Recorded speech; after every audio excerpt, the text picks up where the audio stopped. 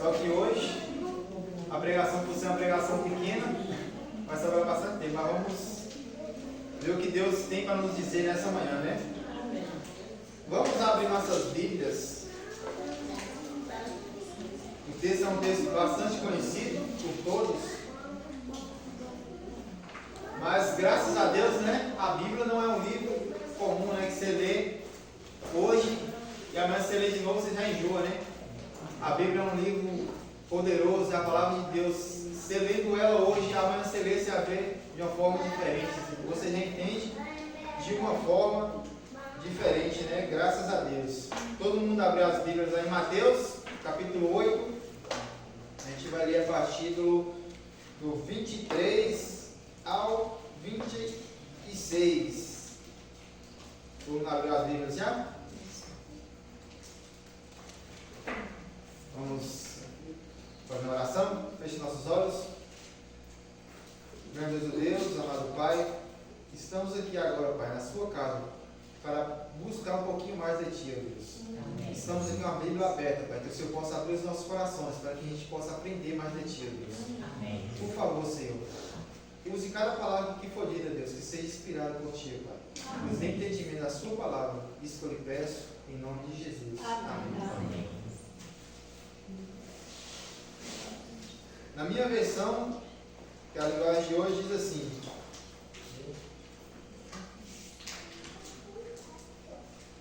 Jesus subiu no barco e os seus discípulos o seguiram. De repente, uma grande tempestade agitou o lago, de tal maneira que as ondas começaram a cobrir o barco. E Jesus estava dormindo. Os discípulos chegaram perto dele e clamando, dizendo: Socorro, Senhor, nós vamos morrer. Por que vocês são assim tão medrosos? Respondeu Jesus: Como é pequena a fé que vocês têm.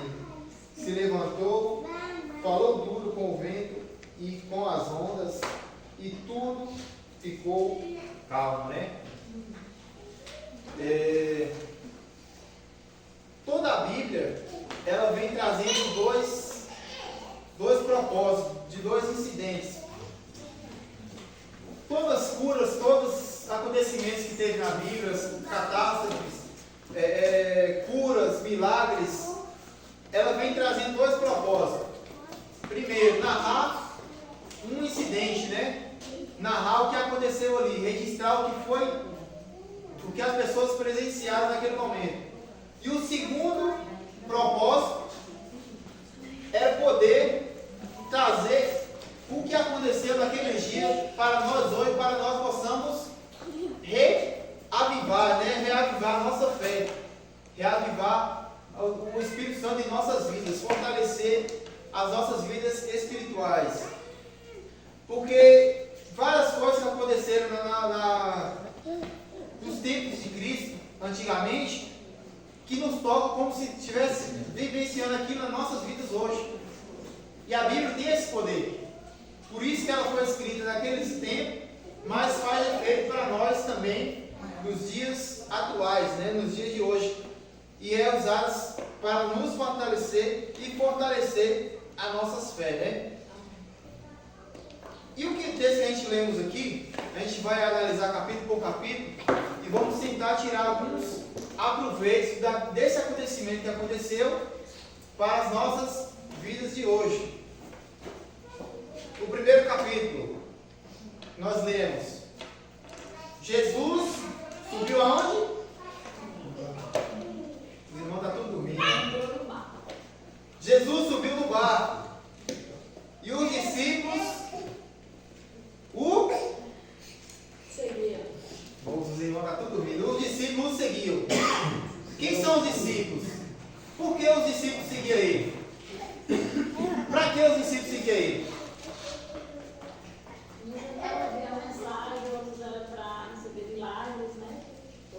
Os discípulos seguiam Jesus para quê?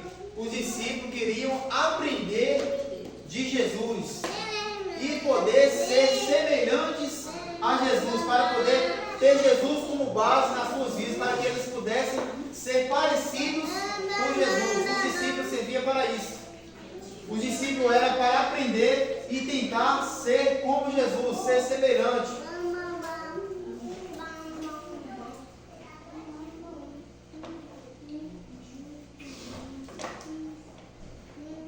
E por que os discípulos queriam ser semelhantes a Cristo? Porque os discípulos queriam ser parecidos com Jesus. No início do mundo, quando Deus criou o mundo, o que Ele fez? Ele fez a terra, fez o mar, fez os animais, as árvores, e por fim Ele criou o homem. Lá em Gênesis 1, 26, vamos ver o que diz lá em Gênesis 1, 26? Gênesis 1, 26, no início da Bíblia.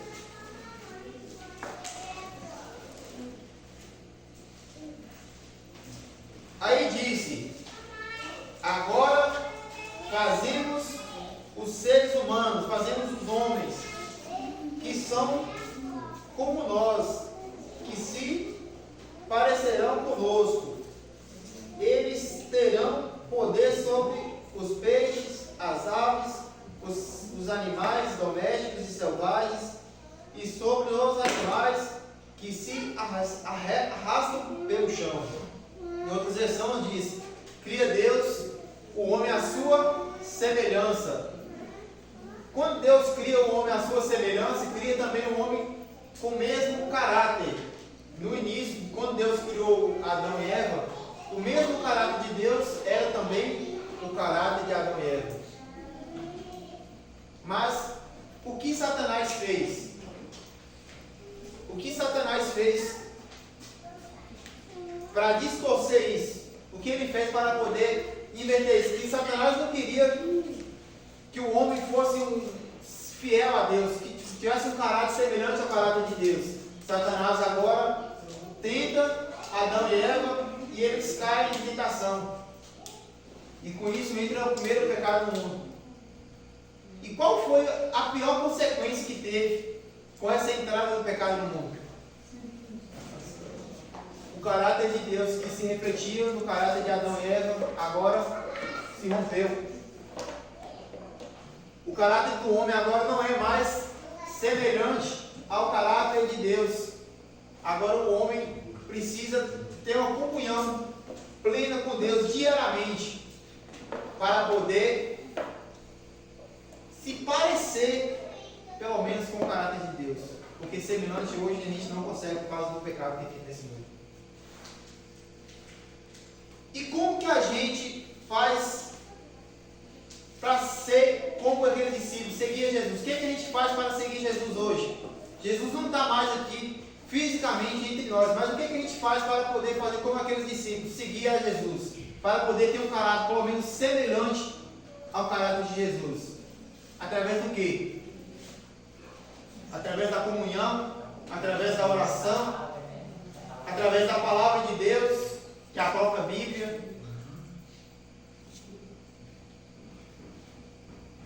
Estamos hoje nós buscando isso, será?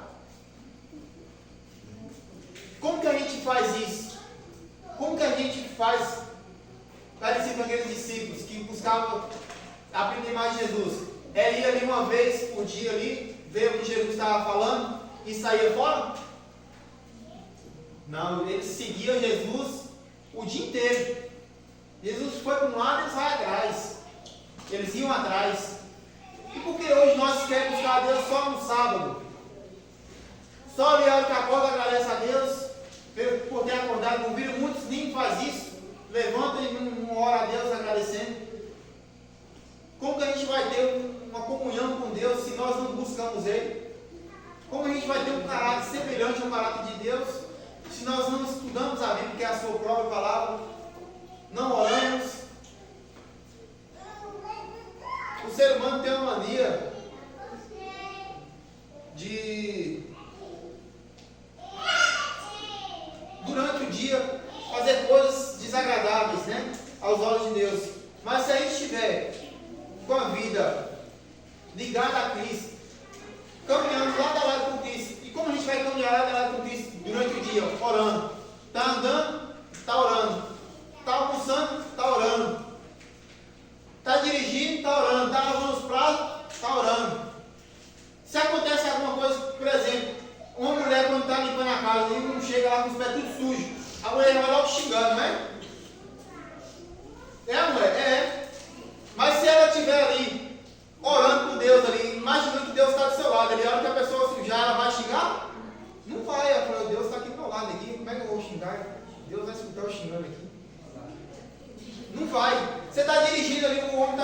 seu carro, dá uma fechada ali.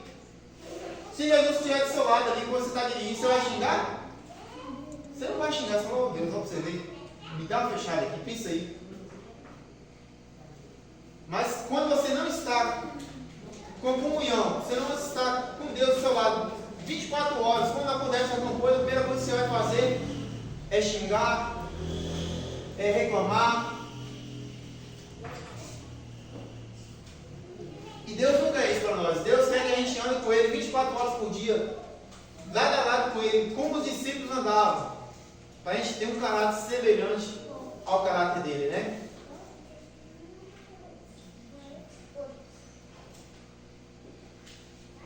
E esse é o propósito, né? Esse é o propósito do Evangelho, nos aproximar de Jesus, nos aproximar do caráter de Jesus. Se a gente não segue Jesus aqui hoje na terra, como que é que a gente vai seguir Jesus no céu? Os discípulos seguiram ele 24 horas por dia. Se a gente não segue Jesus aqui na terra, como a gente vai seguir ele no céu? Muitas pessoas falam, eu não vou seguir Jesus não, quando chegar quando eu ver que Jesus está perto de voltar, aí eu vou lá e faço as vontades de Deus, né? Muitas pessoas falam isso, mas se a pessoa não tem o costume de seguir Jesus aqui na terra, quando chegar lá no céu, o que vai acontecer? Jesus vai estar lá presencialmente com você, 24 horas por dia lá. Como é que vai acontecer? Vamos estudar o próximo verso? Para a gente analisar o próximo verso? É o 8:24 agora. De quê, gente? Não, continuando de Mateus de novo. Mateus 8, nós lemos o 23, agora vamos ler Mateus 8:24. Diz assim: de repente, uma grande tempestade agitou o lago, de tal maneira que as ondas começaram a cobrir o barco, e Jesus estava dormindo. Agora aqui é uma parte muito interessante, né? Que muitas pessoas não entendem. Porque quando a gente está com Jesus, quando a gente busca Jesus, a gente está lado a lado com Jesus, não quer dizer que não teremos dificuldades. Muitas pessoas acham, eu vou para a igreja e agora meus problemas vão acabar, né? E esse verso aqui está nos mostrando exatamente esse ponto. Não quer dizer que a gente está com Jesus, estamos buscando a Jesus, Ele está do nosso lado 24 horas por dia, que não irá acontecer problemas em nossas vidas. Acontecerá problemas nas nossas vidas materiais, espirituais. Espiritual não, se a gente estiver com a vida ligada a Deus, nós não vamos ter esse problema espiritual, mas a gente vai ter um problema na família, discussão com a família, um ente querido nosso irá falecer, um ente querido nosso vai entrar em coma, vai entrar uma doença terminável, a gente vai adoecer. Mas por quê? Por que isso acontece? Porque a gente vive num mundo de pecados, irmãos. O pecado, depois que o pecado entrou no mundo, entrou também as suas consequências, as consequências do pecado. Nós, não é porque a gente estamos com Jesus 24 horas por dia, a gente está buscando a Deus diariamente, em todos os estados da igreja, que não virá problemas para a gente. Problemas irão vir, mas nós temos a certeza de que Jesus está do nosso lado. Aí muitas pessoas perguntam, mas se eu não estou na igreja, se eu não estou buscando a Jesus, eu vou ter problema. Mas se eu for buscar Jesus para a igreja, também vou ter problema. Por que eu vou para a igreja então? Por que eu vou? Aí está a pergunta, aí está a resposta, né? Quando o problema vem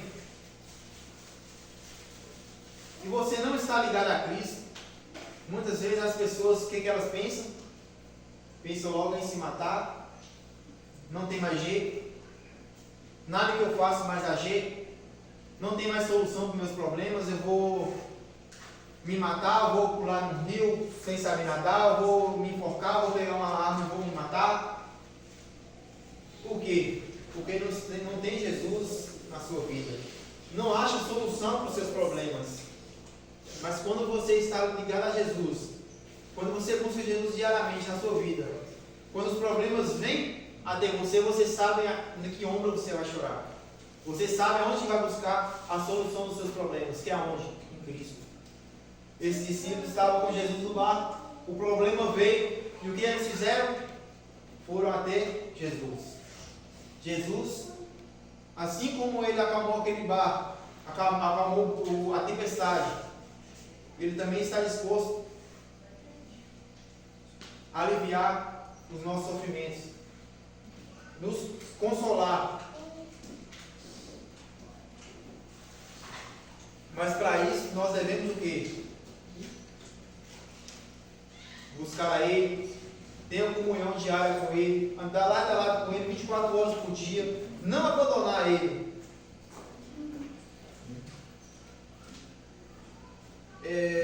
A gente, principalmente no Brasil, eu acho que não sei se fora daqui eu fui para fora, mas a gente no Brasil tem uma maneira muito diferente, se você parar para pensar, meio que estranha. Estranho, mas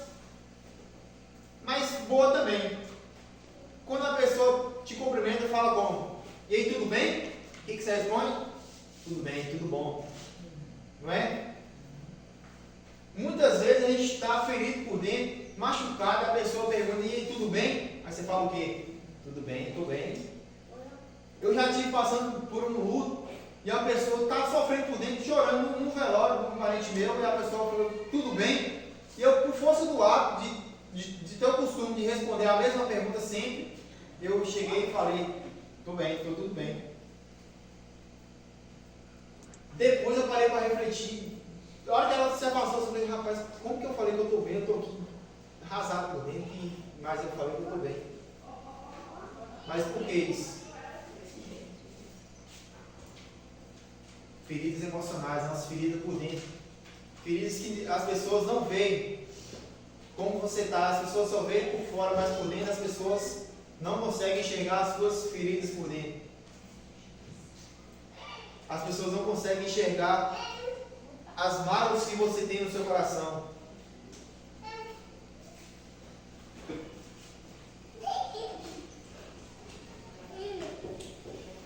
As pessoas não sabem identificar como está o seu íntimo por dentro, o que você está passando. Eu não sei se aqui tem alguém que tem alguma mágoa por dentro, uma ferida, que talvez você não contou para ninguém, mas sabe que está ali por dentro, está te apertando. Mas, com certeza nós temos. Só tem uma pessoa que pode nos ajudar, né? Só tem uma pessoa que pode confortar essas feridas, curar essas feridas. Que é quem? Jesus Cristo, né?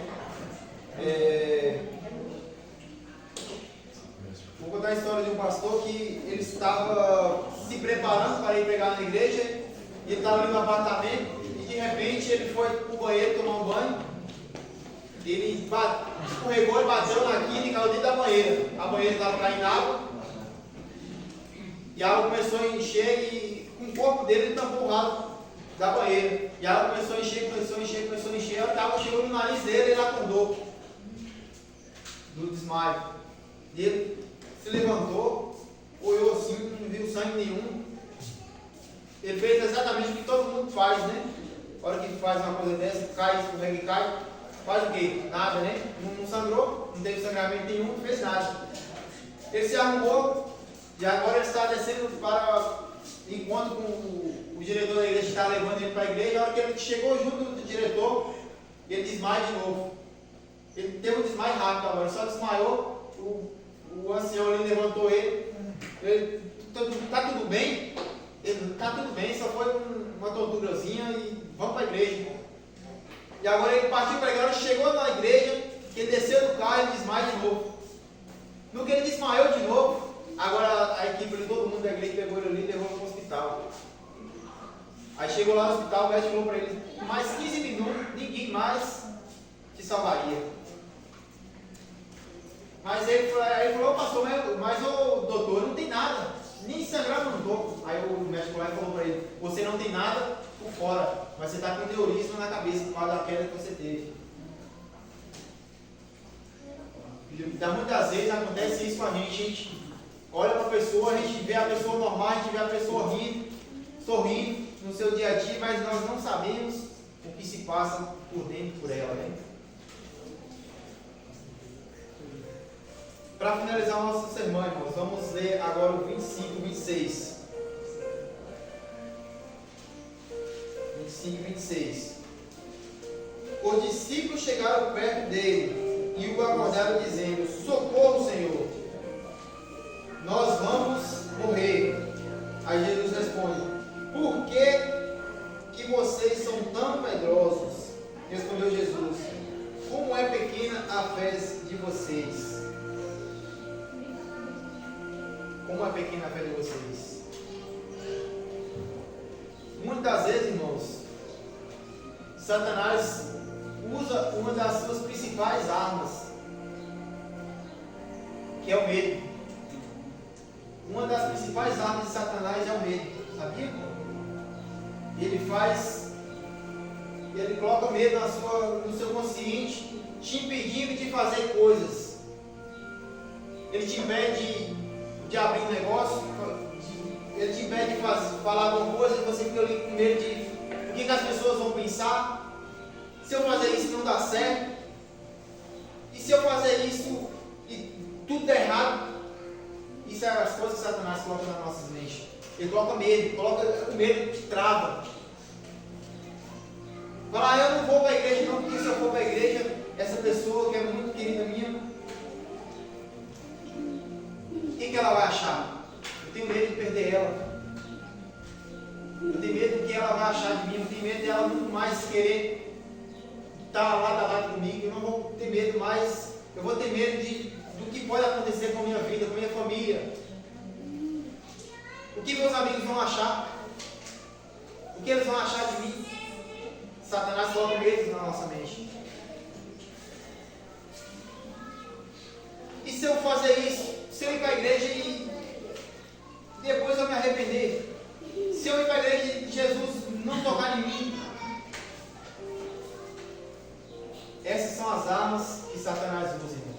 Uma das principais que ele usa, o medo. O medo nos trava.